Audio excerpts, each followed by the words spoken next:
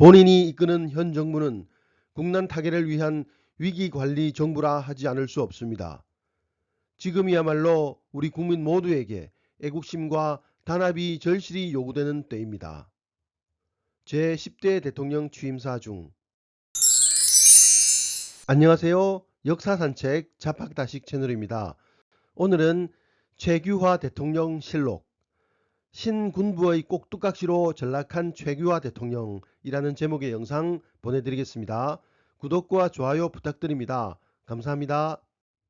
최규화는 1919년 7월 16일 강원도 원주시 봉산동에서 아버지 최양호와 어머니 이응선 사이에서 태어났습니다. 어린 시절 조부에게서 한학을 배우던 중 1928년에 원주 보통학교에 2학년으로 편입했으며 1932년 졸업했습니다. 보통학교 졸업 후인 1932년에 경기고등학교의 전신인 경성제일공립고등보통학교 즉 경성고보에 입학했습니다. 경성고보 4학년 때인 1935년 17세의 나이로 홍병순의 삼녀 홍기와 중매 결혼했습니다. 최규화는 1937년에 경성고보를 졸업하고 일본 유학길에 올랐습니다. 그가 선택한 학교는 도쿄 고등사범학교, 전공은 영어영문학이었습니다. 1941년 졸업 후 만주로 건너가 국립대동학원에 입학하여 정치행정을 전공하고 1943년에 졸업했습니다. 이렇듯 최규화는 줄곧 엘리트 코스를 밟으며 학업을 이어갔고 해방이 되자 서울대학교 사범대학 교수에 취임했습니다. 하지만 교수직에 오래 있지 않았고 1946년에 미군정청 중앙식량행정처 기획과장으로 발탁되면서 공무원이 되었고 이후 줄곧 공무원 생활을 하게 됩니다. 1948년 정부 수립 이후 농림부로 자리를 옮긴 최규화는 양정과장이 되었으며 한국전쟁 중인 1951년에는 농지관리국장 서리로 진급했습니다. 이 과정에서 최규화는 농림부 차관 정헌구와 함께 싱가포르에서 열린 UN 식량농업기구 아시아지역 미국위원회 회의에 참석하게 됩니다. 이때 그는 뛰어난 외국어 구사 능력을 인정받았고 이것이 인연이 되어 외무부 장관 변영태에 의해 외무부 통상국장으로 발탁되었습니다. 이후 최규화는 외교관의 길을 걷게 되는데 1952년 7월에는 주일대표부 총영사에 임명되었고 1957년 5월에 주일대표부 참사관이 되었습니다. 1959년에는 주일대표부 공사로 승진했으며 그 해에 귀국하여 외무부 차관에 발탁되었습니다. 하지만 1960년 4월 시민혁명이 일어나자 5월에 공직을 사임하였습니다. 최규화는 한동안 야인으로 지내다가 박정희 정권이 들어서자 1962년에 외무부 장관 고문이 되면서 다시 공직에 나갔습니다. 1963년 외무부 대사를 거쳐 국가재건최고회의 의장 외교 담당 고문이 되었습니다. 말하자면 박정희의 외교 관련 업무를 조언하는 위치에 있었던 셈인데 이때 박정희의 신임을 받은 듯 합니다. 이후 1964년 11월부터 2년 8개월 동안 말레이시아 대사로 근무하다가 1967년 6월에 외무부 장관에 발탁되었습니다. 그는 과묵하고 조용한 성격을 가졌는데 외교 스타일도 비슷했습니다.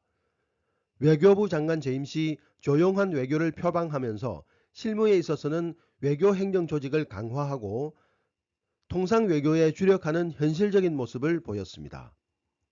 이런 그의 업무 스타일을 인정한 박정희는 1971년에 그를 청와대로 불러 외교 담당 특별보좌관으로 임명했습니다. 1972년에 남북조절위원회 위원 자격으로 평양을 다녀오기도 했고 대통령 특사 자격으로 7차례나 서남아시아와 아프리카 지역을 친선 방문했습니다. 이때 최규화가 방문한 나라는 무려 24개국이었는데 대부분 박정희가 새로운 무역 상대국으로 삼은 곳이었습니다. 1975년 국무총리 서리가 되었고 1976년 3월에 정식 국무총리에 기용되었습니다. 1948년 농림부 양정과장으로 발탁된 이래 28년 만에 공무원으로서는 최고의 자리인 국무총리가 된 것입니다. 국무총리 시절 그의 활동은 비교적 좋은 평가를 받았습니다. 그는 공식 회의석상에서 부인 조심, 비서 조심, 자녀 조심을 강조하며 공직자의 청렴성을 강조하기도 했습니다.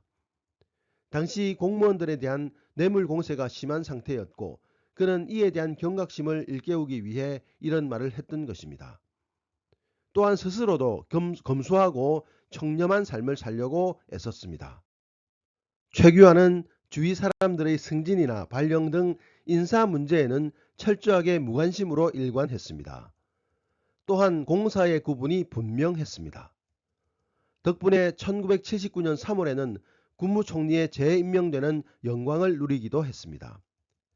하지만 이해 10월 26일에 박정희가 김재규의 총탄에 살해되자 헌법에 따라 10월 27일 새벽에 대통령 권한대행이 되었습니다.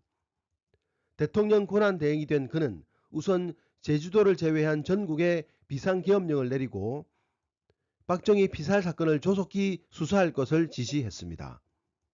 당시 계엄사령관은 정승화였고 박정희 피살 사건 조사 책임자는 계엄사령부 합동수사본부장을 맡은 육군소장 전두환이었습니다.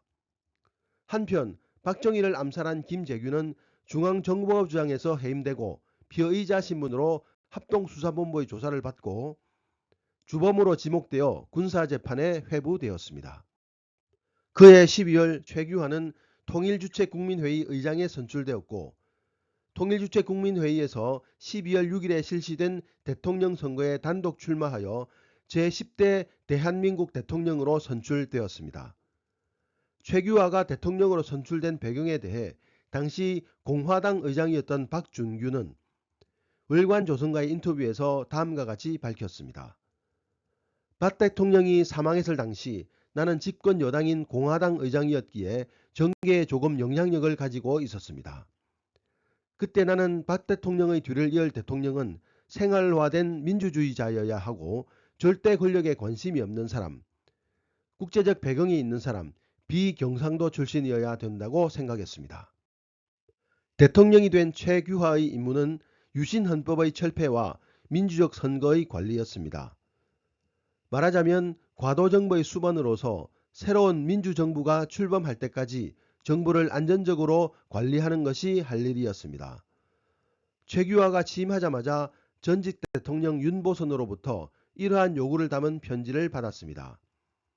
최규하 역시 그것이 자신의 소임임을 알았기에 비상조치를 해제하고 민주선거 절차에 따라 새 정부를 출범시키겠다고 국민에게 약속했습니다.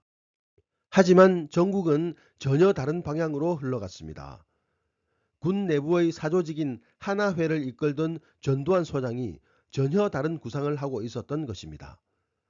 그는 우선 군부를 장악한 뒤 정치 권력을 쥐고 청와대에 입성하려는 야심을 가지고 있었습니다.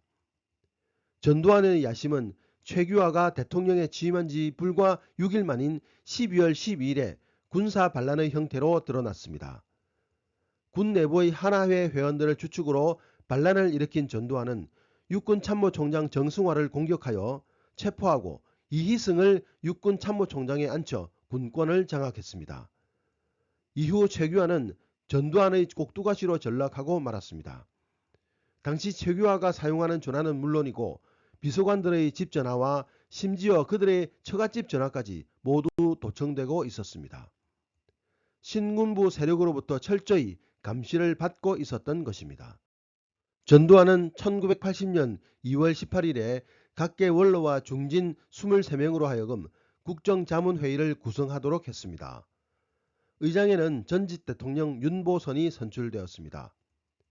이후 최규하는 윤보선, 김대중 등 제야 인사 687명을 복권하여 정치를 재개할 수 있도록 용인했습니다. 하지만 두 달 뒤인 4월에 군권을 장악한 전두환을 권력의 핵이라고 할 수 있는 중앙정보부장 서리로 임명했습니다. 말하자면 제야 인사의 복권은 전두환을 핵심으로 구성된 신군부 세력의 당근책이었던 것입니다. 이에 대해 학생들이 시위에 나서며 신군부의 퇴진과 민주적인 선거를 요구했습니다. 이에 전두환은 시국수습책으로 계엄령을 전국으로 확대하고 국가보위 비상기구를 설치할 것을 최규하에게 강요했습니다. 최규하는 신군부의 요구를 받아들이지 않았습니다. 그는 헌정질서가 뒤바뀌는 사태는 5.16 군사정변 한 번으로 족하다며 모든 일은 법의 테두리에서 해야 한다고 주장했습니다.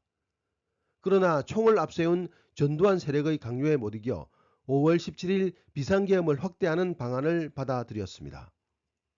이미 권력은 최규하의 손을 벗어난 상태였습니다.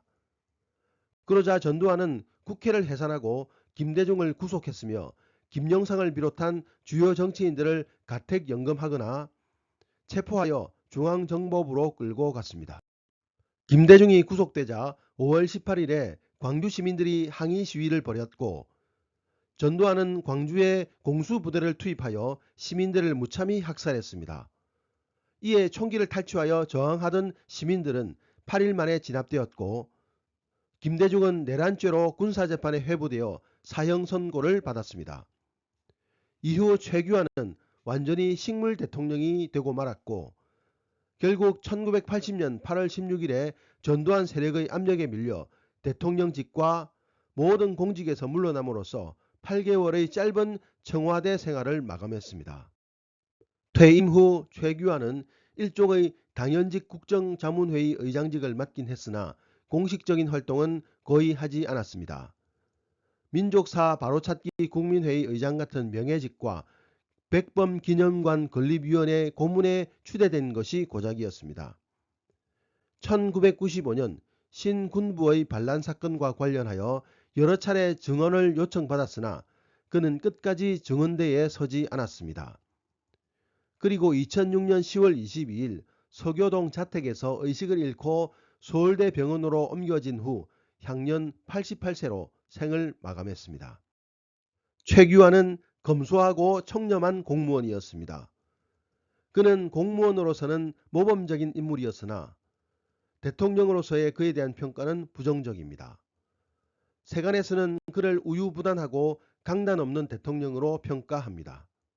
하지만 이름만 대통령일 뿐 수하 한 명 제대로 없는 대통령 자리에서 그가 무기력하게 보였던 것은 어쩌면 당연한 일일지도 모릅니다.